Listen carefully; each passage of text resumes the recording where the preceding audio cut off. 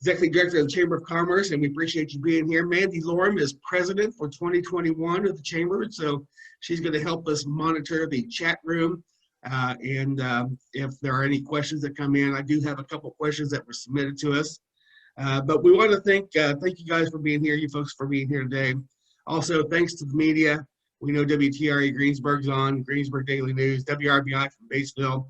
And like I said, I believe WTRE is airing this live on their channel, I think. So you should be on mute. If not, please mute yourself now to eliminate background noise. Thank you very much. We did schedule this event to end by around 9:15 if we can. So let's go ahead and get going. Our local legislators have up to 10 minutes, like they always do in our live events, to talk about the current session or whatever's on their agenda. And we will follow with questions from the audience at the end. If you are going to ask a question, you may type it in the chat room or raise your hand and wait until you're called on and state your name and who the question is directed to if it is specific. If you're asking live, don't forget to unmute yourself. So State Senator Chip Perfect is responsible for District 43 and is from Lawrenceburg. Thank you for joining us, Chip. And from Greensburg, representing District 67 is Randy Fry, State Representative.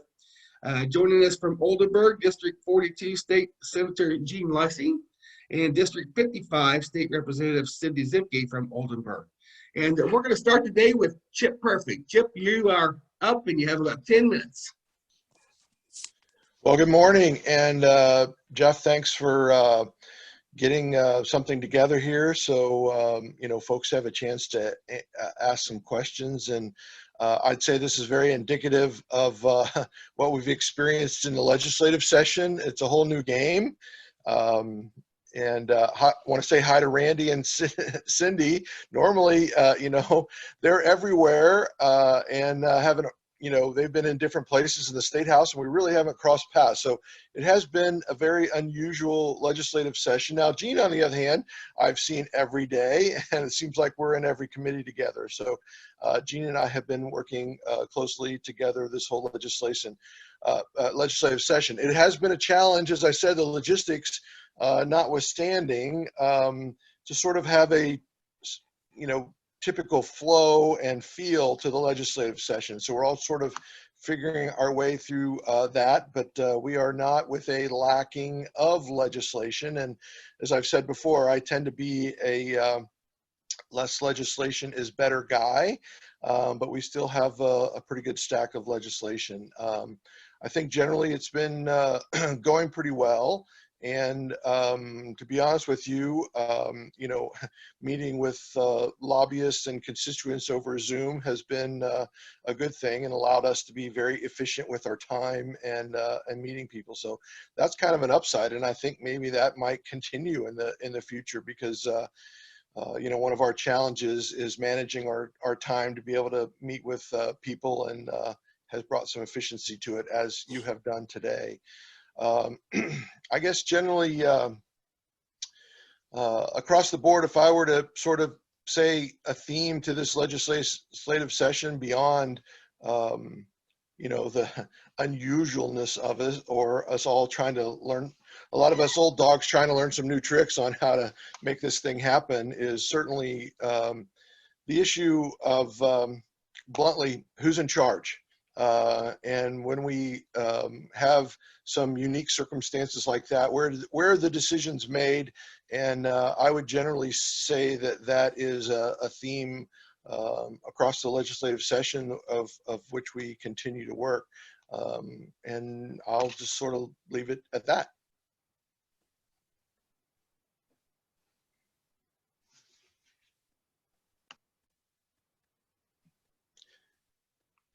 You're muted. Yeah, here you go. You're muted, Jeff. You're right, I am. I'm sorry. See? Okay, my fault. Sorry. I'm the old guy here. So, sorry. Thank you for that, Chip. Appreciate that. And let's move on. And let's go next to Randy Fry. Go ahead, Randy. Oh, good morning, Jeff and Mary Jo. Thanks for having us. Thanks for putting this together. It is good to see my colleagues across the city of Indianapolis now instead of across the building. We are meeting in the government center. They're still over in the State House. So the 2021 legislative session is one I don't think any of us will ever forget. It's certainly a challenge. to get the legislation that we have to get done, and that'll happen.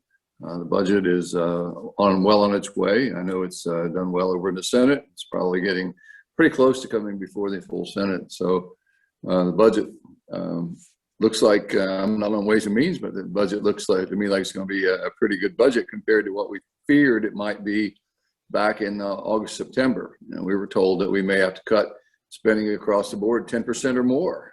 And now it looks like there'll be an increase in the budget, depending on what our colleagues across the hall come up with. Looks like it's going to be a really good budget for a lot of different reasons.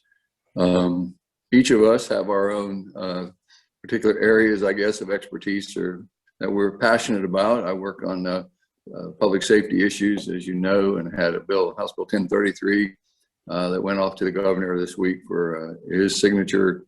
Pretty much eliminates the residency requirement for public safety. We struggle with public safety officers hiring them and finding them anymore. It used to be we had 20 for one that we needed, and now we can't find them. So I'm proud of that bill. That, as you know, I chair the Veterans Affairs and Public Safety Committee. That bill came through my committee.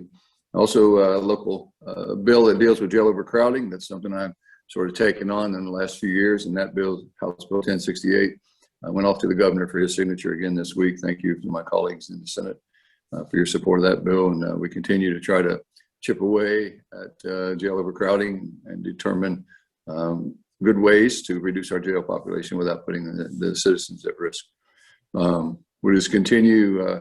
This is a very difficult session, I guess you'd say, of trying to figure out how we're going to get the work done in this unique environment. Chip's right, old dog, new tricks is for sure. And some of it's pretty challenging. But on the other hand, we'll get it done. And it looks like we're going to be done about a week earlier than normal. The leaders of both chambers have accelerated our calendar. We should be done by no later, I guess, than the 23rd of April, where we could have gone to the 29th. So saves the taxpayers money, makes us more efficient, and gets us out of there a few days early. So with that, I'll shut it down and listen to my colleagues. And thank you, Jeff. Thank you, Chip. I appreciate that. Let's go next to Cindy Zimke from Oldenburg, District 55. Cindy, how are you doing today? Doing good. Good.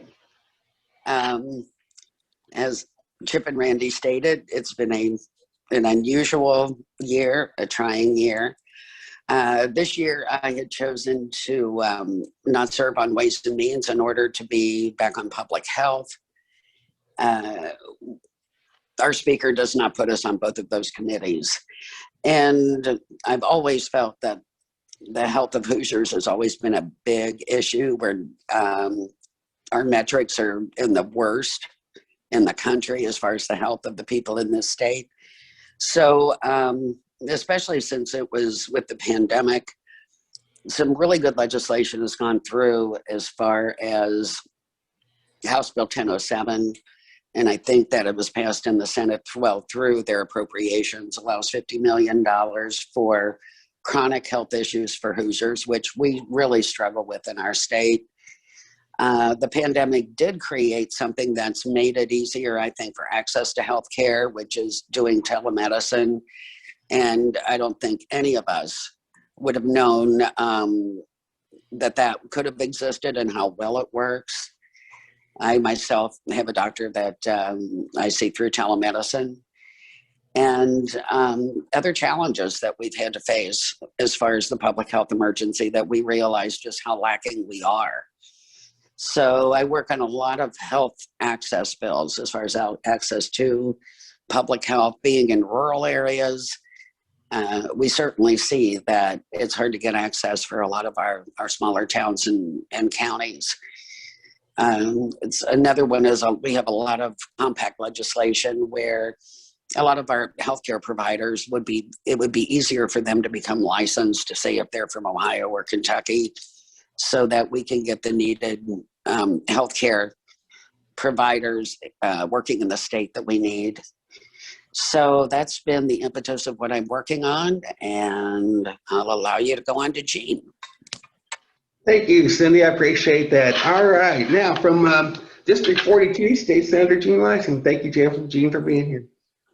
Hi, Jeff, and thanks to the Decatur County Chamber for doing this Zoom call today so we can stay a little bit more in touch. It's been a challenging year, as you heard from everyone else.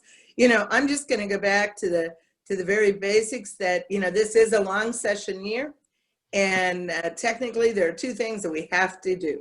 We have to do a budget, which is well on its way, and we have to do redistricting. But the redistricting currently, we don't have the census data from the federal government.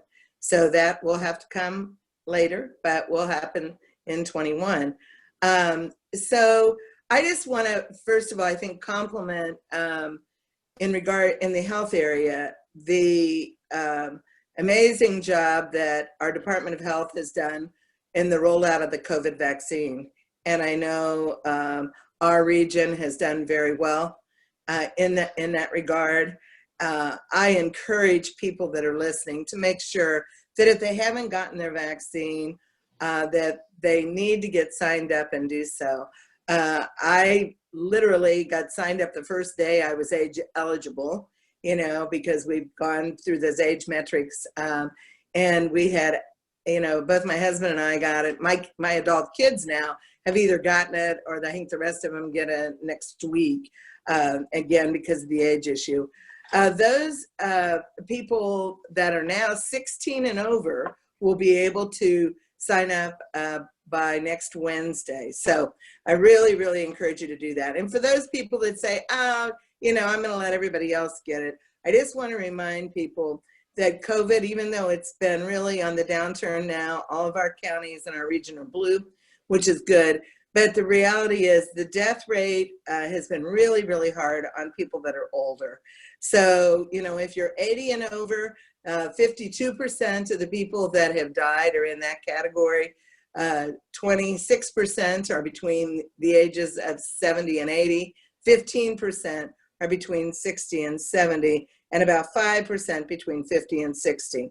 So for all those people that have worried about our really young kids and going back to school and that kind of thing, please don't worry. I mean, even if they get it, it's very unusual for them to get very sick.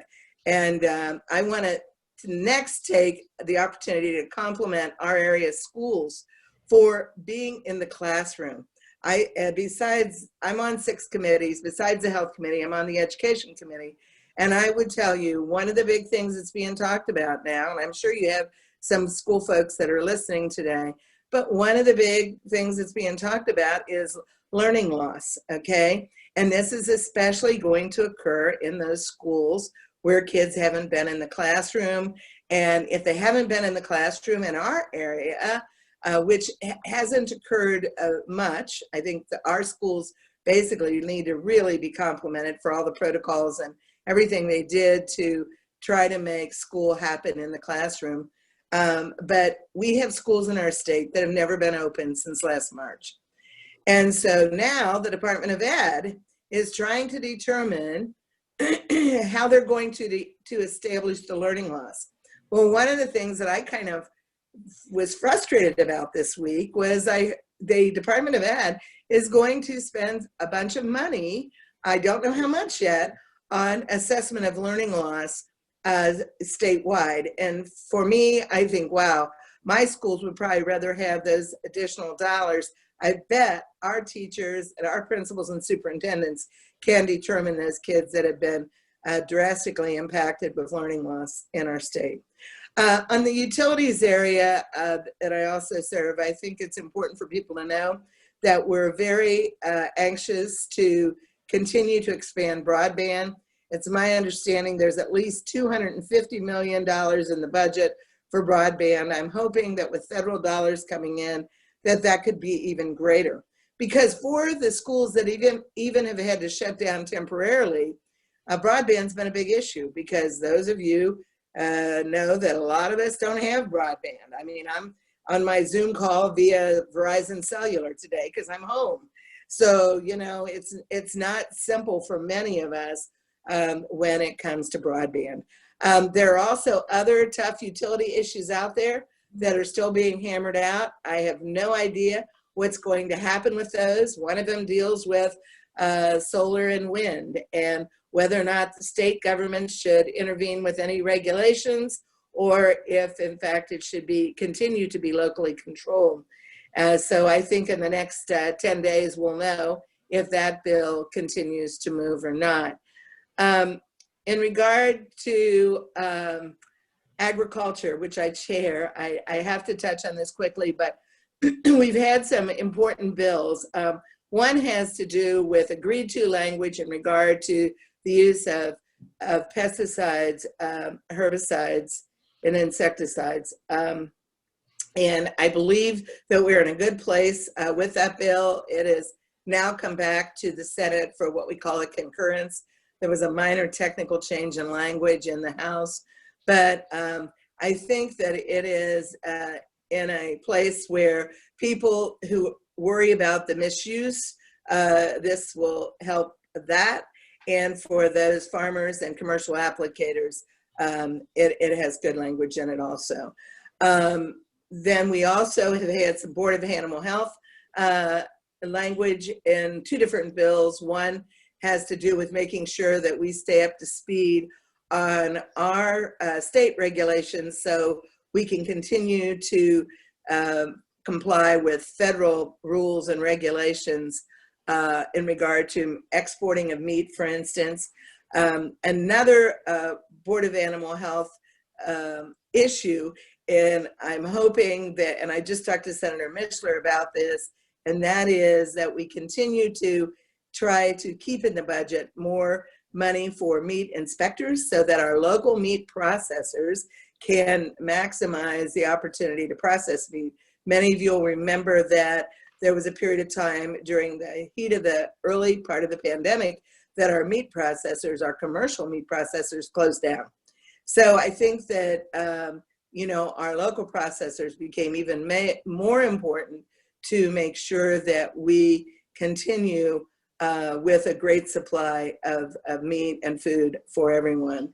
The last ag bill that I probably should touch on is that we have one that is going to address hopefully the grain indemnity fund, which is really the grain insurance fund, and that's a fund that protects farmers in the event there would be a bankruptcy of a dealership or a loss of licensure. And so I believe we're going to see that bill move out of the Ag Committee on Monday. So there are just lots of things out there, even though the most two important things that we do this year in a long session is in fact the budget and ultimately redistricting when we have the US Census numbers. But anyway, the other thing I guess I should mention, because nobody has, and that is the pushback against the governor for the continuous executive orders. And I bet somebody that's listening is going to wonder about that question. And I would tell you, there have been two bills in that regard. I don't believe the governor likes either of them. One was Senate Bill 407, which is currently, it's passed out of the Senate and is over in the House in Rules Committee, which means it's kind of locked up. And then the other bill, House Bill 1123, was on second reading in the Senate on Thursday. Now, I don't think the governor will like even that bill, which I think is less stringent than what the Senate bill was.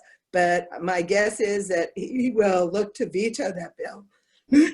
And what it's doing is saying legislatures want involvement. Excuse me, I take a drink. Legislators do want involvement in decision making. And we have had collectively very little involvement in decision making. Our actual leadership has, but not the individual legislators. So the House Bill 1123 would set up an advisory group of 10 when there's any kind of state disaster. It would also give the Legislative Council, if there were statewide declarations, the opportunity to call us back into special session. And I think that that's been a big frustration for the last now almost 13 months. Some of you listening will know that the governor has done, I believe, extension of many of the emergency orders for at least 13 times. And so as a result, I know I have heard from constituents that say, this has got to come to an end. And it's the impact on business, the impact on just all kinds of, emotional issues for people. It's impacted our school kids in different ways. And the mask mandate for many people has been a big stickler. So again, in that regard, please, if you haven't gotten your COVID shot, trust science. I'm old enough, you guys, to remember when polio vaccine was rolled out, okay? And it was an amazing thing because kids and adults who were totally debilitated by polio were saved from that dreaded disease. So I guess look at COVID vaccine as 2021's modern day vaccine for another dreaded disease. So thanks so much, Jeff, for giving us the opportunity to share all these things with listeners today. Thank you, Gene. I appreciate that. And just speaking on behalf of a couple, 3 or 4 Rotarians on here, polio is a big deal with Rotary International. And I think Manny may have an update how close we are to getting polio eradicated, which is very nice. But that's not why we're here today. So, hey, and before I open up, and folks, if you have a question, feel free to type them in the chat room or raise your hand. We'll call on you, or just unmute yourself and ask it. But before we get to that, I did have, and I'm going to let the other legislators chime in on this because you brought it up, Gene. I have 2 questions, or a couple questions here from people, and both of these are regarding to House Bill 1123 and Senate Bill 407. And I'm just going to read these, and if the other legislators would like to chime in, that's terrific. So this one says, I have concerns about House Bill 1123 and Senate Bill 407, which would limit the governor's emergency powers. The pandemic is a perfect example of why those powers are important. Governing by committee during a health emergency is not efficient. Decisions need to be made quickly. Why is it necessary to change this now? And the other comment is, in what ways do you feel the governor failed that would have been better to make quick decisions during an emergency? You have exempted the houses of worship from future emergency orders. Are you saying that a year ago you would have not closed houses of worship during the worst of the pandemic? And Jeff, this is Senator Lysing. I would just say that, I think that it's the continuous, extensive continuation of the executive powers and authority. I don't think anybody had any angst at all initially about the shutdown of the government when not even our most knowledgeable scientists knew what we were facing, okay? But then as the pandemic progressed, I think that the legislature said, wow, the federal government, for instance, has extended a lot of money to the state of Indiana. We fight over a few $1,000s in our budget bill, and yet we don't even know for sure how some of that federal money has been spent, okay? So there's a lot of issues involved besides the one that your listener posed, because, for instance, now it's my understanding that under the newest CARES 3 or whatever act, there will be approximately over $7 billion coming to Indiana. It's a lot of money, and some of it will be designated, and that we will know will go, for instance, I believe nearly 2 million of that will go to schools. And so that's going to be pretty dedicated.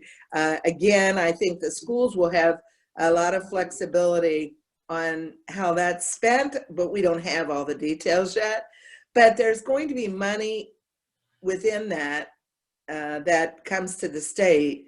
And wouldn't it be nice if the legislature could also have some say in that, just as we do in this budget process that's ongoing? Thanks, Gene. Chip, Randy, Cindy? Yeah, if I could if I could jump in on that subject, I don't disagree with the question, and have certainly been part of that discussion about, as I said, who's in charge. And I do think in an emergency situation, there's two questions that pop into people's minds immediately, and that is who's in charge and now what? And I agree. I think the governor's done, for the most part, a very good job of managing the unknown and the constantly evolving situation with the pandemic. However, you know, we as a legislature are designed to represent different portions of the state, and it hasn't been the same everywhere across the state. And I think the frustration with many in the legislature hasn't necessarily been that we should be in charge or who should be in charge, but to make sure that the voice of the people are being heard. You know, when, and this has been my analogy, is according to Title 10, which is the piece of in the statute that allows the governor to declare an emergency, when that happens, the governor, in a sense, gives himself and his agencies that surround him superpowers, if you will, meaning they can now address issues quickly. They can sort of suspend some of the rules, and that has been important in many ways as we have addressed the pandemic. A couple examples: when the governor declares an emergency, they're able to sort of loosen the rules, let's say, relative to the ability for people to vaccinate. So, you know, a lot of people that have stepped up and are providing vaccinations for folks wouldn't technically be qualified to do that had there not been executive orders under the emergency. There's also been some strings attached. When I said who's in charge, that also means the federal government. There's been a lot of money, as Gene said, being pushed out to the states, and many of those dollars have come with strings attached. For example, you know, the federal government stepped up and made changes to unemployment immediately. A good thing in some regards, but it continues. But the state had to make some changes in the way our rules were established to protect the unemployment fund. We had about $200 million in that fund before the pandemic. We burned through that very quickly. $400 million came from the Fed to bolster the unemployment fund, but we couldn't get those dollars unless we sort of, again, suspended some of our rules, and that was not possible without the state of emergency and executive orders. As Gene talked about, I think the legislation that's moving through isn't designed to take away the governor's ability to declare an emergency and be in charge and allow agencies, but it's really aimed at making sure, as Gene said, if there's an extended period of time or the legislature feels like, as we've seen in some states where the governor has really gone beyond, you know, this isn't going to be, we're not going to have the same governor forever. So an unanticipated problem would be, what happens if the governor who's in charge the next go round gives himself superpowers and maybe isn't being as effective and efficient? It seems like the legislature ought to have a voice, and in my opinion, hopefully be a voice of reason. So it's important that whoever's in charge of an emergency is getting good information.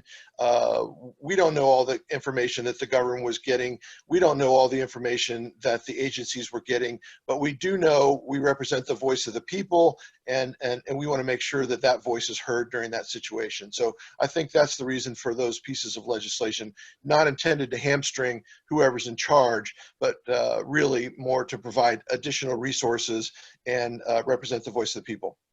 Thank you, Chip. Randy, you want in on this? A little bit. I'll be quick. The thing that I see, Jeff, is that it's very common for us to go into a committee hearing with a particular opinion on a particular piece of legislation, only to hear testimony and change our opinion. And so my thoughts were that we should be hearing testimony all along from the people who are affected by these executive orders. I think the governor's done a fabulous job for the most part, and I think Hoosiers are in a great shape health-wise, and I think our economy's rolling. So I think he's done a great job. But I think, as Chip said, the voice of the people needed to be considered and heard. The other thing I think is we got to have an end game.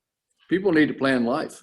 People need to know, can I have my high school, my kids' graduation party? Can I have a county fair? Can I have the state fair? Do I need to prepare my kids for 4-H projects? How about our firemen's festivals? Our fire departments can't do that another year without having those festivals. So we had to have an end game. We got to have a plan here that says on such and such date, life is going to begin to return to normal, whatever that is. And so I think we need to have some say in it. We are 1/3 of the government. We need to be considering the concerns of the people who sent us there, which is my concern. So, but overall, I would not consider the governor. I wasn't in his chair. It is a tremendously difficult position for him to be in. There was no playbook. Nobody knew exactly how this was going to play out when it began. And he's done a great job. It's just time, in my opinion, now. Let's get to moving. If it needs to be slow, or fast, let's get moving back to putting Hoosiers back in a position where they can live their lives and not have their freedom restricted.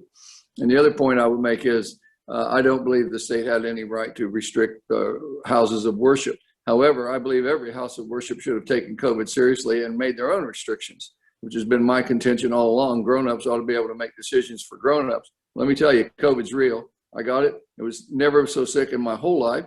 I didn't end up in the hospital, but I probably should have, and you don't want it. So altogether, this has been a very difficult time for everybody, but I think in the end, we're going to come out of it far better than the states around us. And I do commend the governor. I think he's, for the most part, done a good job. So with the governor ending the mask mandate on April 6th, but leaving up the individual counties to do their own policing and enforcement, should it just be the governor saying we're just ending it all together and local county government doesn't have a say-so? Anybody? Well, if you're asking me, I'll comment. I would like to see the everybody go back to being open, but that doesn't mean that the individual who's concerned can't wear a mask or that they don't have to go around a crowd. I think it's time to let Hoosiers be Hoosiers and use their own good common sense. Now, if we do have a blow up and we have a lot of folks start getting sick again, maybe we need to revisit it.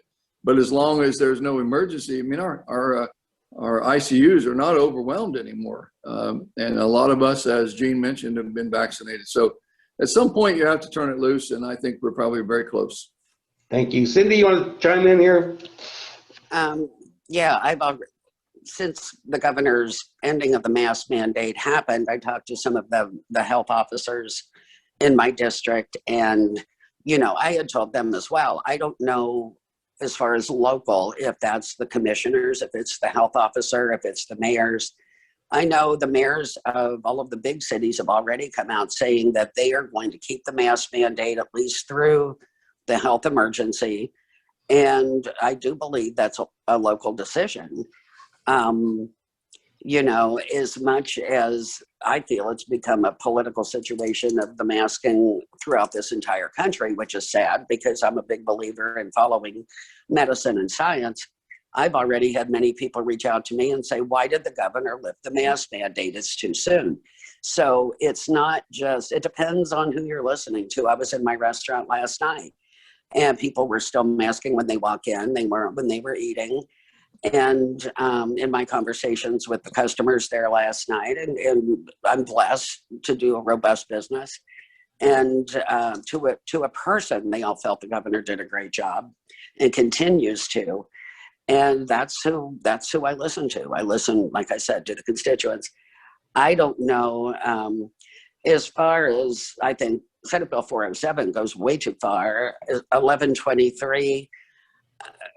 I believe that if we have a legislative council, legislative oversight committee, that where leadership meets with the governor, and when I think the governor was meeting with leadership anyway about his decisions, we certainly could not have stopped the important work that needed to be done last year with Dr. Box and the Department of Health and with the governor being able to be really nimble in their response to this. I mean, all you had to do was work with hospitals to know how quickly this was all changing and how, I work directly with Board of Health as far as PPE for hospitals. And you know, it's easy to be on the other side saying, oh no, we wanted to have special session and get up there and meet and tell the governor what to do. That wasn't feasible. I was never an advocate for that, nor am I now. So again, I think there's an executive, there is executive responsibility for a reason. And throughout the country, many states are grappling with this same issue. All right, thank you. Thank you, Cindy. Appreciate that. Let's move on. I have a few more questions. And again, if anybody else has questions, you can type them in the chat room, or we will open up for other questions in a minute. House Bill 1369. This is there's two different people asking this question. If people want to carry a gun, they should be required to purchase a license and go through a background check. The government requires its citizens to obtain a driver's license, marriage license, fishing and hunting licenses, and license for certain professions. Gun violence, accidental shootings, and suicides are all on the rise.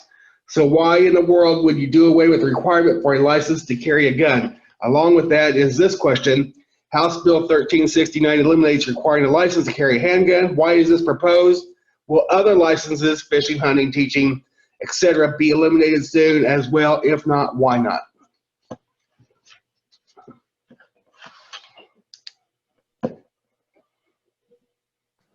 I'll speak to that because I was one. Goes past the Senate, so I can tell you that the privilege to drive isn't in the Constitution. The right to keep and bear a firearm is constitutionally guaranteed to the people, and those other licenses that were mentioned aren't. It is a difficult decision. It's one that I wrestle with, but in the end, the Constitution of the United States, the state of Indiana, guarantees me the right to keep and bear arms.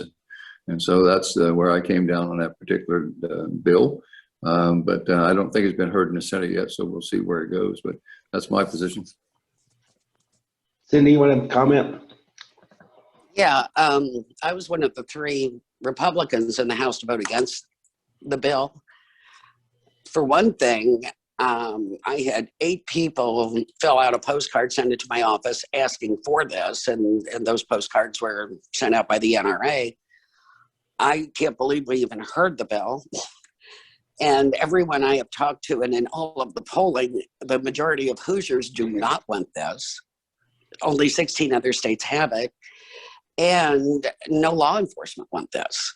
I mean, I had a lengthy conversation with the state police. So no, I am against this. I feel the majority of Hoosiers are against this. And I think it's tone deaf that we even heard the bill. Well, if I could real quick, you know, as we've been saying, nothing is as simple and straightforward as we would like it to be. And Randy is absolutely right constitutionally, but administratively and functionally, there's also a lot of concerns like reciprocity, which is a big issue that I've heard about if we go this route. It is held up in the Senate. There's a lot of discussion going. A good friend of mine as the committee chairman, she and I have had a lot of discussions about it. I think if it moves forward, it will be changed significantly. And as people have said, you know, on a lot of these issues, they're not over till they're over, and sometimes not even then.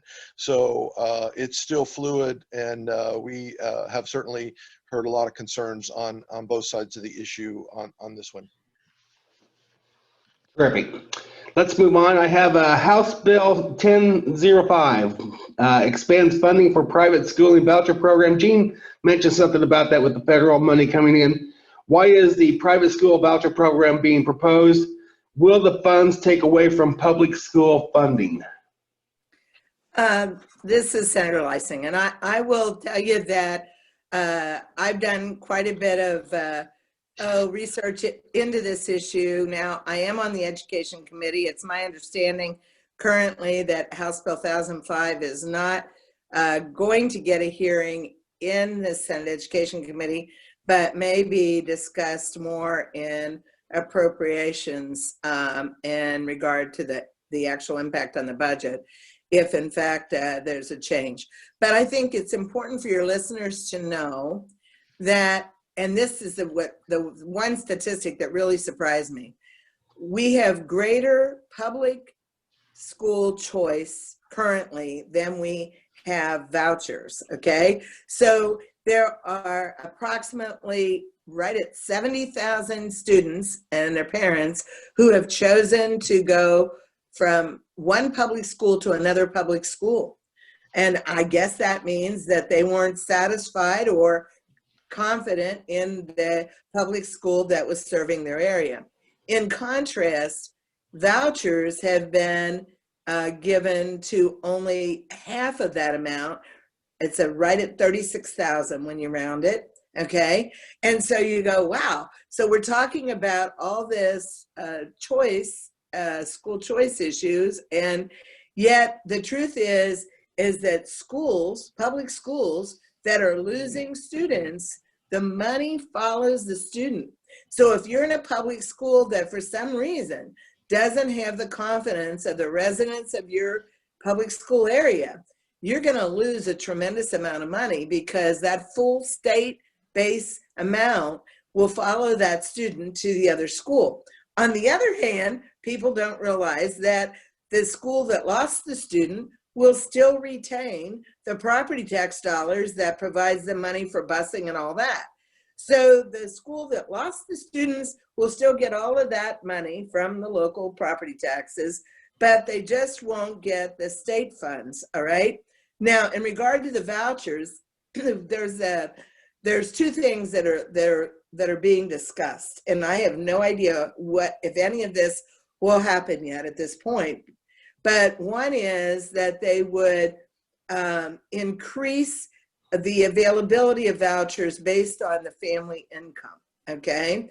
And so that amount could be raised as a percentage of like free and reduced lunch, okay, and TANF, those things. The other thing they're looking at is whether or not, like currently, some vouchers are for only 50% of the base tuition. Some are up to as high as 90%. I think they're trying to land on a number that would, a percentage that would be consistent for everyone. But the other thing is the kids that are getting the vouchers, once again, there's no property tax dollars that follow those students. So the school that they should have gone to, public school that where they reside, still gets all that money. And so those are kind of the things that aren't being talked about.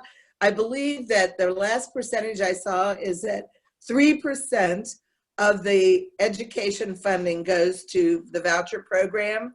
92% goes toward public school, traditional public schools. So, and of course, the other issue that's out there that always gets debated is the public charter schools.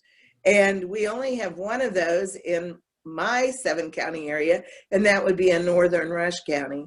And those students get whatever the tuition base rate is at that area, but they too, there's no property tax dollars that follow those students. So this is a very interesting issue, but I think, Jeff, overall, the bigger issue is why do parents and students, why are they not satisfied with their own school corporation where they live? And that's the one thing that I hope that everybody listening takes a serious look at, is why do some people think that their school isn't going to perform at the level that they want their students? So anyway, that's as much as I can tell you at this point, because we really don't know in the Senate exactly how that program will be modified. Anybody else want to chip in? Well, since you put it that way, I guess I will.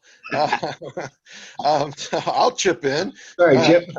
No, I think Gene brings up a lot of great points. And, you know, we talk about the money a lot relative to education because it's a big number. It's half of the budget, $17 billion. But from my perspective, I wish we spent a little bit more time, sort of as Gene was alluding, talking about what's best for the kids, what's best for the families, you know, making decisions from that perspective, not just financial. And I might add, and just want to reiterate, as we talk about a $17 billion budget relative to education in Indiana, the federal government, as Jean mentioned earlier, and it's not insignificant, is adding $3 billion, I think is the number. Is that right, Jean? It's about 2 billion, 2 billion, I believe, Yeah, 1.9. yeah. Gene, we were told on Thursday it's 3 billion. Yeah. Okay. That's the number I heard. It's a moving target, but yeah, it continues to move.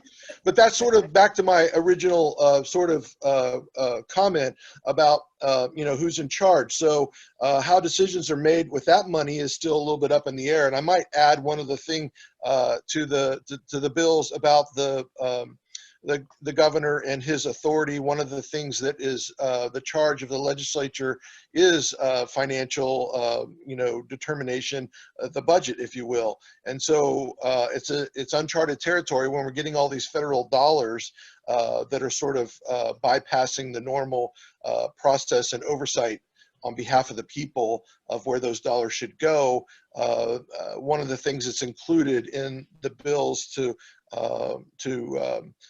for the legislature to be at the table relative to emergency situations is that the federal funds that don't have specific strings attached to them, and many of them do, but those that aren't would be go through the budget committee review. So once again, trying to get the legislature back into the role that it's supposed to be providing. Randy, Cindy, you want to say anything about this, or you want to move on? I have another comment, but No, you can move on. All right, so I have Senate Bill 198, enhanced penalties for rioting. What determines a riot from a protest? If there is a peaceful protest and one person throws a rock through a window, does this become a riot?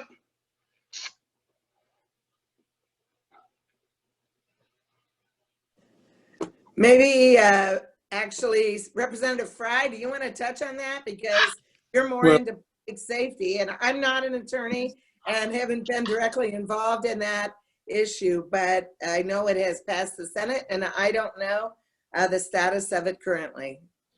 I haven't seen it in the House, and so I don't know where it is. It's not in my committee, and I don't know where the bill is or if it's going to get a hearing. So I really couldn't speak any more on the bill until I see it, but I currently haven't seen it.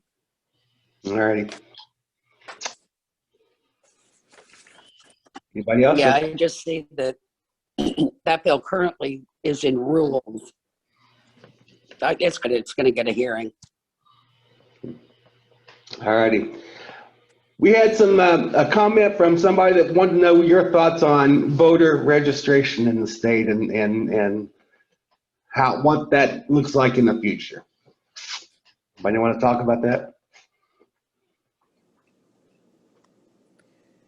I know that there are voting bills that are being debated currently in the Senate now that came over from the House.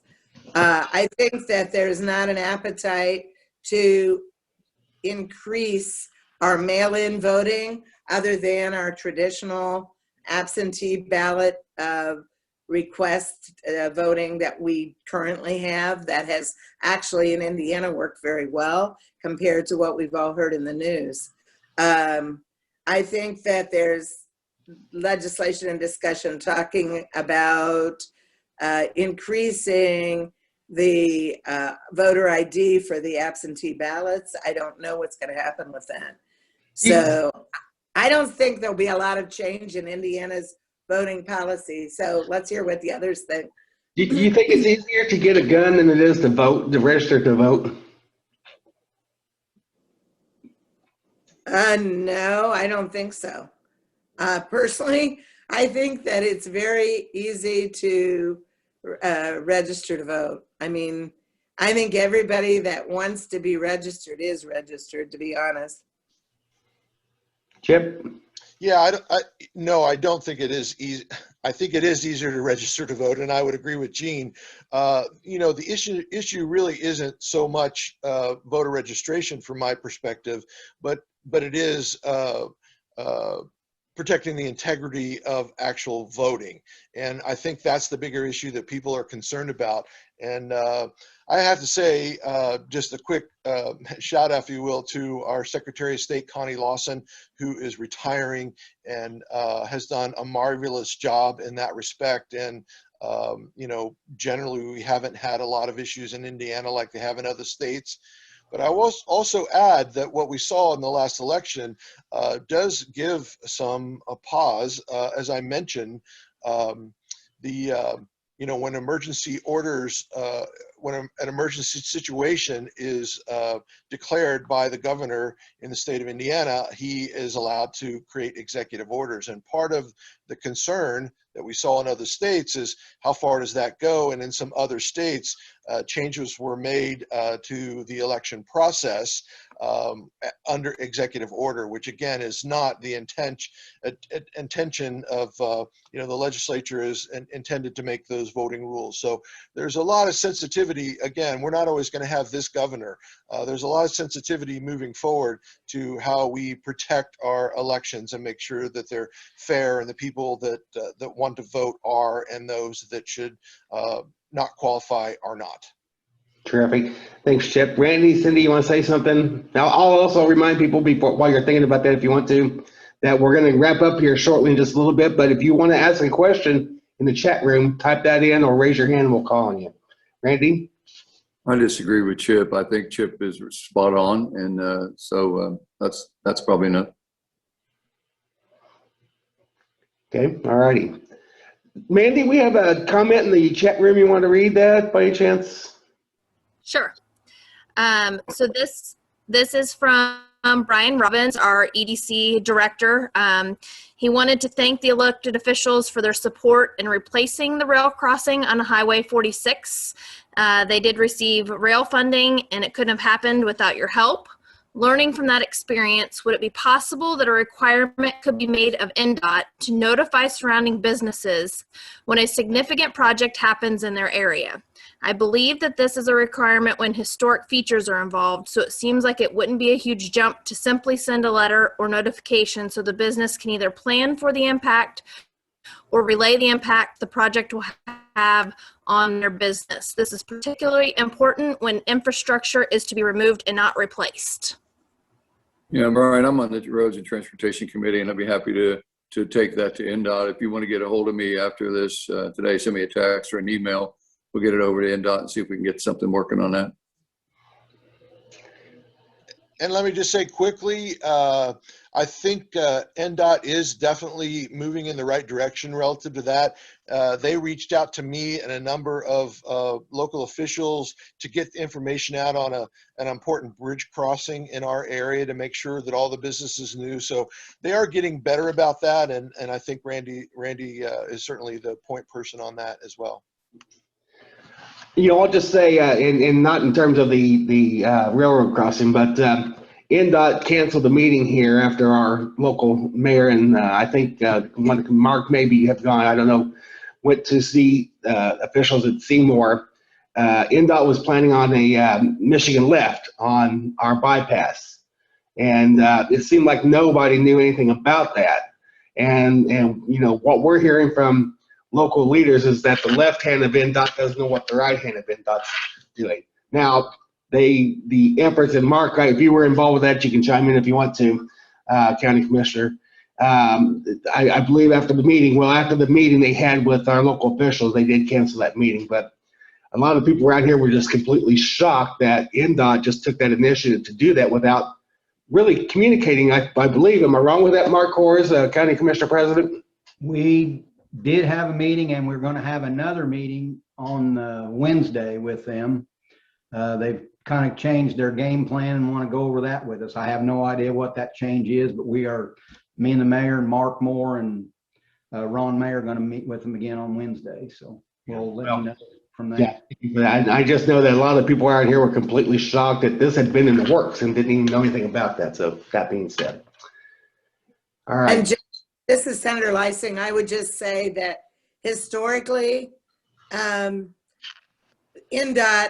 has been sort of guilty of not communicating at the level that I think they should have. A few years ago, I had a bill that said if they were going to do a major project like this, they had to meet with whoever the local leadership was, if it was within a city limits with the mayor and city council, or if it was in the state road was located somewhere in the county, they'd have to meet with the commissioners in advance. And I would tell you, they fought against that bill, so that I think it might have gotten a hearing, but never a vote.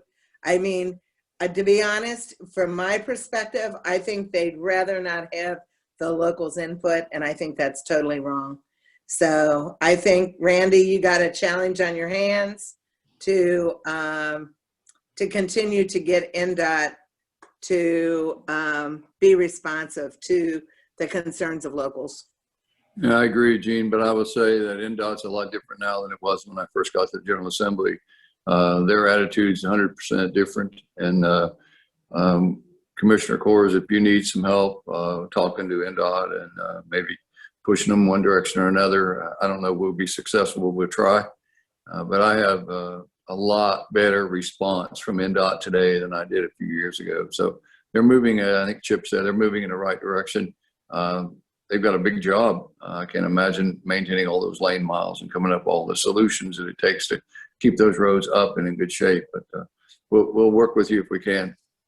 I was impressed with NDOT. When we went down there, they listened, they seemed to be concerned. And I agree with you, Randy.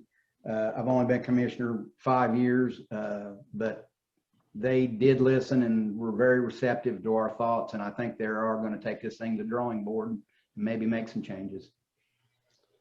I think it's safe to say the Chamber of Commerce would back the fact that NDOT it'd be much appreciated if they worked closer with local officials to make their decisions before deciding on something without local input. So I'm going to go ahead and say that Brian Robbins from EDC would as well. So I agree with that same thing. So, yeah, we did talk, Gene, I think you mentioned about solar wind. I know the American Wind Energy Association is making a big push in Indiana right now for wind energy. We are coming up on our time, and that's going to be a continued topic with the wind energy and things like that. So also, we're anxious to see what happens with redistricting. Thank you. Say that for me. Redistricting can you say it? Going on here later on this year, and that might be an interesting fallout as well. So, folks, is there anybody else that would like to say anything? Because we did say we end at 9:15, and these people our lawmakers have other things to do. Is there anybody else that would like to ask a question? If so, unmute yourself and you can ask away.